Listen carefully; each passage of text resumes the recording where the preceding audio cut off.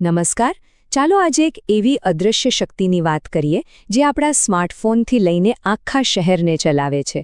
જી હા, આપણે વીજળીના બે સૌથી પાયાના ખ્યાલો કરંટ અને વોલ્ટેજને સમજવા જઈ રહ્યા છીએ. તો ચાલો આ અદૃશ્ય દુનિયાની સફર શરૂ કરીએ. તો સૌથી મોટો સવાલ એ જ છે કે આ જે શક્તિ છે જેને આપણે જોઈ નથી શકતા એને સમજવી કઈ રીતે? આજે આપણે આ જ રહસ્ય પરથી પડદો ઉઠાવીશું અને એને સમજવાથી લઈને નિયંત્રિત કરવા સુધીની આખી વાત જાણીશું. શરૂઆત કરીએ વીજળીના અદૃશ્ય વિશ્વથી. એ આપણા ઘરની દિવાલોમાં દોડતા વાયરોમાં છે, આપણા હાથમાં રહેલા ફોનમાં છે અને આપણી આસપાસના લગભગ દરેક ઉપકરણમાં છે. મતલબ કે એ એવી શક્તિ છે જેને આપણે અનુભવી શકીએ છીએ પણ જોઈ નથી શકતા. તો પછી આ જે દેખાતું નથી એને જોવું કઈ રીતે? એનો એક જ રસ્તો છે: માપણી. જ્યારે આપણે વીજળીને માપીએ છીએ ત્યારે જ આપણે એને સાચી રીતે સમજી શકીએ છીએ, એનો સુરક્ષિત રીતે ઉપયોગ કરી શકીએ છીએ અને હા, એના પર કાબૂ પણ મેળવી શકીએ છીએ. હવે આપણે મૂળ મુદ્દા પર આવીએ: કરંટ અને વોલ્ટેજ. આને સમજવા માટે આપણે એક બહુ જ સરળ ઉદાહરણ લઈશું: પાણીની પાઇપનું. આ ઉદાહરણ આખા વિષયને એકદમ સ્પષ્ટ કરી દેશે. સૌથી પહેલા વાત કરીએ કરંટની. હવે કરંટ એટલે શું? સરળ ભાષામાં કહીએ તો કોઈ વાયરમાંથી એક સેકન્ડમાં કેટલા ઇલેક્ટ્રોન પસાર થઈ રહ્યા છે એનો પ્રવાહ. તમે એને પાઇપમાંથી વહેતા પાણીના જથ્થા તરીકે વિચારી શકો છો. જેટલું વધારે પાણી વહે એટલો પ્રવાહ વધારે. બસ એવી જ રીતે જેટલા વધુ ઇલેક્ટ્રોન વહે તેટલો કરંટ વધુ. અને જ્યાં કરંટ હોય ત્યાં વોલ્ટેજ હોવું જ જોઈએ. કેમ? કારણ કે વોલ્ટેજ એક શક્તિ છે, એ ધક્કો છે જે ઇલેક્ટ્રોનને વાયરમાં આગળ વધારે છે. આપણી પાઇપવાળી સરખામણી યાદ કરીએ તો આ પાણીનું દબાણ છે. દબાણ વગર પાણી વહે નહીં. બસ એ જ રીતે વોલ્ટેજ વગર કરંટ પણ ન વહે. આ બંને એક સિક્કાની બે બાજુ જેવા છે. તો ઠીક છે, આપણે કરંટ અને વોલ્ટેજ વિશે જાણ્યું, પણ એને માપીશું કેવી રીતે? આ કામ માટે ખાસ સાધનો બનાવવામાં આવ્યા છે જે આપણને વીજળીની આ અદૃશ્ય દુનિયાને જોવામાં મદદ કરે છે. આ કામ માટે મુખ્યત્વે બે સાધનો છે. એક છે એમીટર અને બીજું છે વોલ્ટમીટર. એમીટર જે છે એ કરંટ એટલે કે પ્રવાહને એમ્પિયરમાં માપે છે અને એને હંમેશા સર્કિટની શ્રેણીમાં જોડવામાં આવે છે, એટલે કે પ્રવાહના રસ્તામાં જ. બરાબર? એક ફ્લો મીટરની જેમ. બીજી બાજુ વોલ્ટમીટર વોલ્ટેજ એટલે કે દબાણને વોલ્ટમાં માપે છે અને આને સર્કિટમાં સમાંતર જોડવામાં આવે છે, જાણે કે તમે પાઇપની બહારથી પ્રેશર ગેજ લગાવીને દબાણ ચેક કરતા હો. ચાલો હવે ખાલી થિયરી નહીં, આપણે એ પણ જોઈએ કે આ સાધનોને વાસ્તવમાં સર્કિટમાં લગાવવામાં કઈ રીતે આવે છે, કારણ કે આમાં જોડાણ બહુ જ મહત્વનું છે. એક નાની ભૂલ પણ ભારે પડી શકે છે. માની લો કે આપણે વોલ્ટમીટર જોડવું છે, તો સૌથી પહેલાં તો આપણે એ જોવું પડે કે કયા ઘટકનું વોલ્ટેજ માપવું છે. પછી વોલ્ટમીટરને એ ઘટકની બંને બાજુ એટલે કે સમાંતર રીતે જોડવાનું. બસ પછી ડિસ્પ્લે પર જે રીડિંગ આવે એ જ છે એનું વોલ્ટેજ. આ બે બિંદુઓ વચ્ચેના દબાણનો તફાવત બતાવે છે. પણ એમીટરની વાત સાવ અલગ છે. એને સીધું કરંટના રસ્તામાં જ ગોઠવવું પડે. આનો મતલબ શું થયો? એનો મતલબ કે તમારે સર્કિટને વચ્ચેથી તોડીને એમીટરને શ્રેણીમાં જોડવું પડે, જેથી બધો જ કરંટ એની અંદરથી પસાર થાય અને તેની ગણતરી થઈ શકે. આ જ બંને વચ્ચેનો મુખ્ય તફાવત છે. અને છેલ્લે એક બહુ જ અગત્યનો સવાલ: આ બધી માપણીમાં આટલી બધી ચોકસાઈ રાખવાની જરૂર શું છે? શું ફેર પડે જો થોડું આમ તેમ થાય તો? ફેર ઘણો પડે છે.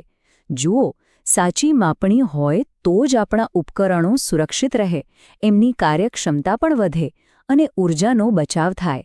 એટલું જ નહીં, કોઈ પણ સર્કિટમાં સમસ્યા હોય તો એને શોધવા માટે અને નવી ટેકનોલોજી બનાવવા માટે પણ આ ચોકસાઈ બહુ જ જરૂરી છે. જો માપ ખોટું હોય તો ઉપકરણ બગડી શકે છે અથવા કોઈ દુર્ઘટના પણ થઈ શકે છે. આ બધી ચર્ચા આપણને એક ખૂબ જ રસપ્રદ વિચાર તરફ દોરી જાય છે. જેમ જેમ ટેકનોલોજી આગળ વધી રહી છે, ક્વોન્ટમ કમ્પ્યુટિંગ જેવી જટિલ વસ્તુઓ આવી રહી છે, ઇલેક્ટ્રિક ગાડીઓ વધુ સ્માર્ટ બની રહી છે, તો વિચારો, ભવિષ્યની એવી કઈ ટેકનોલોજી હશે જેને વીજળીની માપણીમાં આજ કરતાં પણ હજારો ગણી વધારે ચોકસાઈની જરૂર પડશે? આ એક એવો સવાલ છે જેનો જવાબ ભવિષ્યના આવિષ્કારો નક્કી કરશે. નમસ્કાર. આજે આપણે એક એવી શક્તિ વિશે વાત કરીશું જે આપણી આસપાસની દરેક ટેકનોલોજીમાં હાજર છે, પણ મોટાભાગે આપણે તેના પર ધ્યાન નથી આપતા. હા, આપણે વાત કરી રહ્યા છીએ વિદ્યુત પ્રતિકાર એટલે કે ઇલેક્ટ્રિકલ રેઝિસ્ટન્સની. તો ચાલો આ અદૃશ્ય શક્તિની દુનિયામાં ઊંડા ઉતરીએ. ક્યારે વિચાર્યું છે કે ટોસ્ટરમાં બ્રેડ ગરમ કેવી રીતે થાય છે? અથવા જૂના જમાનાનો પીળો બલ્બ કેવી રીતે આટલો બધો પ્રકાશ આપે છે? આ બધા સવાલોનો જવાબ એક જ શબ્દમાં છુપાયેલો છે: પ્રતિકાર. એકદમ સાદી ભાષામાં કહીએ તો વિદ્યુત પ્રતિકાર એટલે વીજળીના રસ્તામાં આવતી અડચણ. જરા વિચારો, એક પહોળી પાઇપમાંથી પાણી કેટલી સહેલાઈથી વહી જાય, બરાબર? પણ જો એ જ પાઇપને આપણે સાંકડી કરી દઈએ તો પાણીને વહેવામાં થોડું જોર પડે. બસ આ જે જોર છે એ જ વીજળીની દુનિયાનું ઘર્ષણ એટલે કે પ્રતિકાર છે. તો ચાલો જરા વધુ ઊંડાણમાં સમજીએ કે આ વિદ્યુત પ્રતિકાર ખરેખર છે શું, કારણ કે એ માત્ર એક અવરોધ નથી, એનાથી ઘણું બધું વધારે છે. જુઓ, પ્રતિકારને માત્ર એક વિલન તરીકે જોવાની ભૂલ ન કરતા. એ તો એક જબરદસ્ત સાધન છે. આ એ જ શક્તિ છે જેનો ઉપયોગ કરીને આપણે વીજળીને આપણી મરજી મુજબ નચાવી શકીએ છીએ. એનાથી જ તો ગરમી પેદા થાય છે, પ્રકાશ બને છે અને સિગ્નલ પણ કંટ્રોલ થાય છે. હવે આ બધું કોઈ અંદાજ પર નથી ચાલતું. આની પાછળ એક ચોક્કસ અને ખૂબ જ સરળ નિયમ કામ કરે છે. એક એવો નિયમ જે ઇલેક્ટ્રિકલ એન્જિનિયરિંગનો પાયો છે. આ બધો શ્રેય જાય છે જ્યોર્જ ઓહમ નામના એક વૈજ્ઞાનિકને. 19મી સદીમાં એમણે જ વોલ્ટેજ, કરંટ અને પ્રતિકાર વચ્ચેનો એક અદ્ભુત અને સરળ સંબંધ શોધી કાઢ્યો. અને એ શોધે તો જાણે બધું જ બદલી નાખ્યું. ઓકે, તો આ સંબંધને સમજવા માટે આપણે આ 3 મુખ્ય ખેલાડીઓને ઓળખવા પડશે. વોલ્ટેજ V એટલે વીજળીને ધક્કો મારતું દબાણ, કરંટ I એટલે વીજળીનો વહેવાનો દર, અને પ્રતિકાર R એટલે પેલી સાંકડી પાઇપ જે પ્રવાહને રોકે છે. આ ત્રણેય એકબીજા સાથે જોડાયેલા છે. અને આ ત્રણેયને જોડે છે આ એક જ જાદુઈ સૂત્ર: V = I × R. આ છે ઓહમનો પ્રખ્યાત નિયમ. દેખાવમાં કેટલું સરળ છે નહીં? પણ આ નાનકડા સમીકરણ પર જ આખી ઇલેક્ટ્રોનિક્સની દુનિયા ટકેલી છે. જો તમારી પાસે કોઈ પણ 2 વસ્તુની કિંમત હોય તો ત્રીજી આસાનીથી શોધી શકાય. બસ આટલું જ.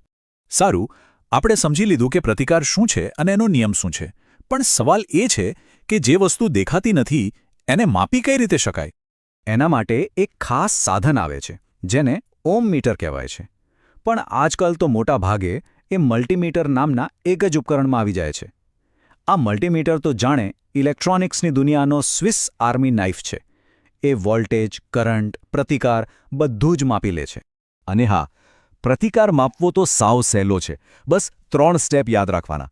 પહેલું, જે વસ્તુનો પ્રતિકાર માપવો છે તેને પાવરમાંથી કાઢી નાખો. આ ખૂબ જ જરૂરી છે. બીજું, મલ્ટીમીટરના 2 તાર એટલે કે પ્રોબ્સ એ વસ્તુના બંને છેડે અડાડો.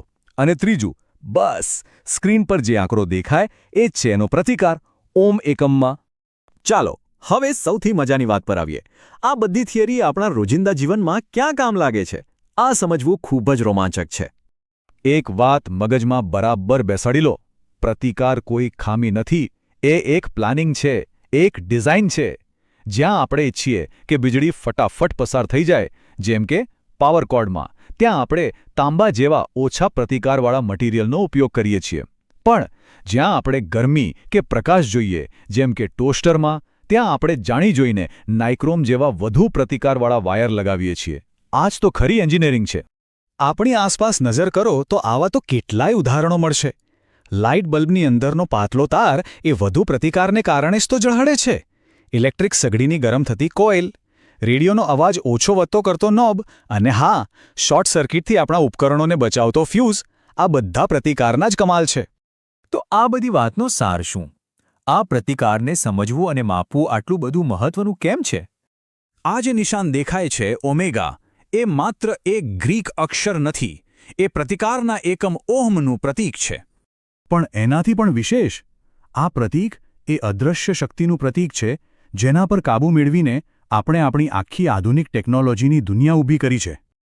એટલે યાદ રાખજો, એક નાનકડી સર્કિટ હોય કે પછી કોઈ સુપર કમ્પ્યુટર, એ બધું એટલા માટે જ કામ કરે છે કારણ કે આપણે પ્રતિકારને નિયંત્રિત કરવાનું શીખી ગયા છીએ.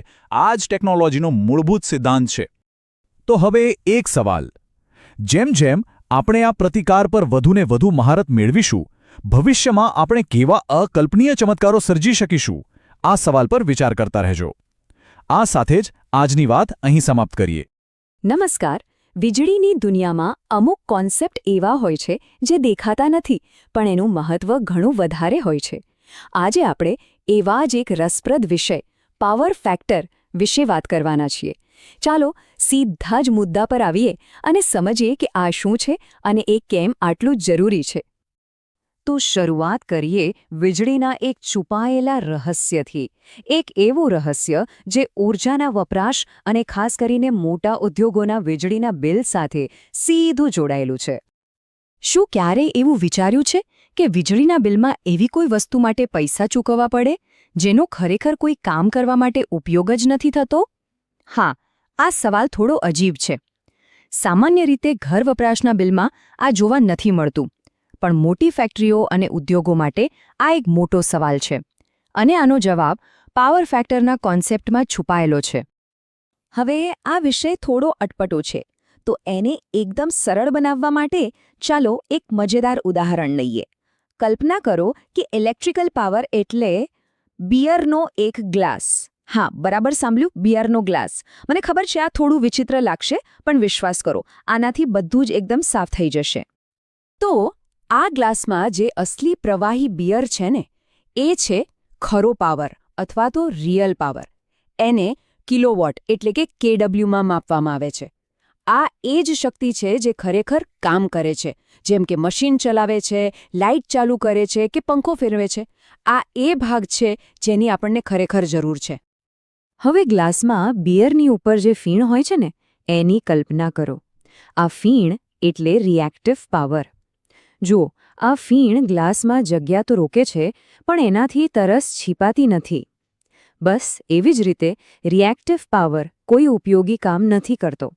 જો કે ઇલેક્ટ્રિક મોટર્સ જેવી વસ્તુઓને ચલાવવા માટે જે ચુંબકીય ક્ષેત્ર જોઈએ એ બનાવવા માટે તે જરૂરી છે.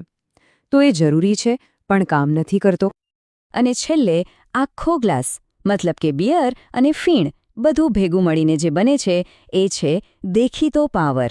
આ એક કુલ પાવર છે જે પાવર કંપની પૂરો પાડે છે. કંપની તો આખો ગ્લાસ આપે છે, ભલે પછી એમાંથી ફક્ત પ્રવાહી ભાગ જ વપરાતો હોય. ઓકે, તો હવે આપણી પાસે 3 વસ્તુઓ છે.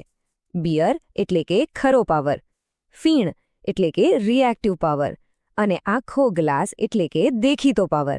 બસ આ જ ઉદાહરણથી સમજાઈ જશે કે પાવર ફેક્ટર શું છે અને ક્યારે એ સારું કહેવાય અને ક્યારે ખરાબ.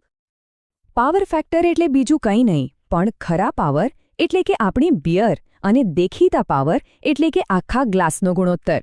એકદમ સરળ શબ્દોમાં કહીએ તો એ એમ આપે છે કે જે વીજળી પૂરી પાડવામાં આવી રહી છે એનો કેટલો અસરકારક રીતે ઉપયોગ થઈ રહ્યો છે. સીધી વાત છે, ગ્લાસમાં ફીણ કરતાં બિયર જેટલું વધારે, પાવર ફેક્ટર એટલું સારું. તો સૌથી સારો પાવર ફેક્ટર કયો? એ છે 1.0, એકદમ પરફેક્ટ સ્કોર. આનો મતલબ એ થયો કે ગ્લાસમાં ફીણ બિલકુલ નથી, ખાલી બિયર જ છે. એટલે કે જે પણ શક્તિ આપવામાં આવી રહી છે એ બધી જ કામમાં વપરાઈ રહી છે. જો કે વાસ્તવિક દુનિયામાં આવું થવું લગભગ અશક્ય છે, પણ આપણું લક્ષ્ય એની નજીક પહોંચવાનું હોય છે. તો ચાલો તફાવત જોઈએ. સારો પાવર ફેક્ટર એટલે કે 1.0ની નજીક, એનો અર્થ એ છે કે ગ્લાસ બિયરથી લગભગ ભરેલો છે. ઓછો બગાડ, વધુ કાર્યક્ષમતા અને ઓછા ખર્ચા. અને બીજી બાજુ ખરાબ પાવર ફેક્ટર, મતલબ ગ્લાસમાં ફીણ જ ફીણ. આનો અર્થ એ થયો કે ઊર્જાનો બગાડ થઈ રહ્યો છે અને એના માટે વધારાના પૈસા પણ ચૂકવવા પડી શકે છે. ઓકે, આ બધું સમજાયું, પણ આનાથી ફરક શું પડે? પાવર ફેક્ટર સારો હોય કે ખરાબ, એ આટલું બધું મહત્વનું કેમ છે? ચાલો જોઈએ કે આ આપણા માટે અને આખી પાવર સિસ્ટમ માટે કેમ જરૂરી છે. આખી વાતને એકદમ સરળ રીતે સમજવી હોય તો ખરાબ પાવર ફેક્ટર એટલે જાણે કે કોઈ આખા ગ્લાસના પૈસા આપે પણ પીવા માટે ખાલી અડધો ગ્લાસ જ મળે. મતલબ કે એવી શક્તિ માટે પણ ચૂકવણી થઈ રહી છે જે વાસ્તવમાં કોઈ કામ જ નથી કરી રહી. ખરાબ પાવર ફેક્ટરના પરિણામો પણ ગંભીર હોય છે. સૌથી પહેલું તો ઊર્જાનો બગાડ થાય છે. મોટી ફેક્ટરીઓ માટે વીજળીનું બિલ વધી જાય છે કારણ કે પાવર કંપનીઓ ઓછા પાવર ફેક્ટર માટે દંડ ફટકારે છે. વિચારો, એક ફેક્ટરી તેની મશીનરીને કારણે ઘણો રિએક્ટિવ પાવર વાપરે છે, જેનાથી આખા વિસ્તારના પાવર ગ્રીડ પર બિનજરૂરી ભાર વધે છે અને આ ભારને પહોંચી વળવા માટે મોટા ટ્રાન્સફોર્મર અને જાડા વાયરોની જરૂર પડે છે. તો સવાલ એ છે કે આ સમસ્યાનું કોઈ સમાધાન છે? હા, બિલકુલ છે, અને એ જવાબ છે માપન. જે વસ્તુને આપણે માપી શકીએ તેને જ આપણે સુધારી શકીએ. અહીંથી જ એનર્જી મેજરમેન્ટના સાધનોની એન્ટ્રી થાય છે. જુઓ, વીજળીની દુનિયામાં એક સીધો નિયમ છે: જે વસ્તુને જોઈ શકાતી નથી એનું સંચાલન કરવું અશક્ય છે. આ સાધનો આપણને પેલા અદૃશ્ય ફીણ અને બિયરને આંકડામાં બતાવે છે, જેથી આપણે તેને નિયંત્રિત કરી શકીએ. અને આખી પ્રોસેસ એકદમ સિમ્પલ છે. પહેલાં તો આ સાધનો પાવરના ત્રણેય ભાગને ચોકસાઈથી માપે છે. પછી એના આધારે પાવર ફેક્ટર ગણાય છે. અને છેલ્લે જો પાવર ફેક્ટર ઓછો નીકળે તો એને સુધારવા માટે કેપેસિટર બેંક જેવા ઉપકરણો લગાવાય છે. આ કેપેસિટર બેંક શું કરે છે? એ સ્થાનિક રીતે જ રિએક્ટિવ પાવર પૂરો પાડે છે, જેથી ગ્રીડ પરથી એને લેવો ન પડે. સરળ ભાષામાં એ ફીણને સિસ્ટમમાં જ ઘટાડી દે છે. અને છેલ્લે એક વાત યાદ રાખવા જેવી છે: પાવર ફેક્ટરને સમજવું અને સુધારવું એ ખાલી બિલ બચાવવાની વાત નથી. આ તો આપણી ઊર્જાનો વધુ સ્માર્ટ અને જવાબદારીપૂર્વક ઉપયોગ કરવાની વાત છે.